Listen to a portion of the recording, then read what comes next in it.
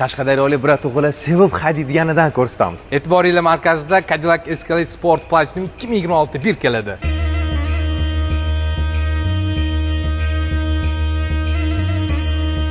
O'zi ham 420 ta ot kuchi, 602 litrli motor bilan jihozlangan va katta rasxod qilsa kerak deyotgan bo'lsangiz, oldini o'chirib orqa privodda yursangiz, unaqa katta ham rasxod qilmas ekan va 6 sekundda shu go'dasiga 0 dan 100gacha chiqyapti.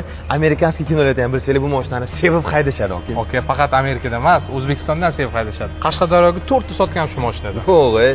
Okey, salon qismiga keladigan bo'lsak, 4 ta eshigi avtomatik ochilib yopiladi. Zinasiga e'tibor bering, paxlava dizaynda nappa ko'jadan tikilgan. Abduf abagrev massaji ham bor. Okey, eshitishim bo'yicha Maxxizeni eng qimmat sizeni hisoblanadi. Eng qimmat hisoblanadi. Полный splashno monitor ketgan, Distronic adaptive cruise control, nocnoy videolargacha bor, CarPlay, nimaki orti bo'lsa Cadillac hammasi qo'yilgan, okey? Okey, ikkinchi qator keladigan bo'lsak, orqada monitor, klimat, abagriflargacha bor. Okey, eshitishim bo'yicha kino ko'rish yaxshi ko'radiganlar uchun kinoteatr rejimlari ham bor ekan. Da, okey, 38 ta dinamikasi bor salon bo'yicha. Okey, Sport Platinumda zavod tomonidan R24 diska balonda chiqadi. Bitta orqa konishga e'tibor bering, juda did bilan ishlangan. Вообще derski, niyat qilib qo'ygan bo'lsangiz, bitta like bosib qo'ying.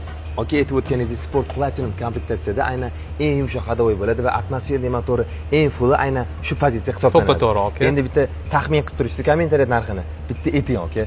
Okey, narxi 195 ming so'rayapmiz. Sunnatiga o't beramiz.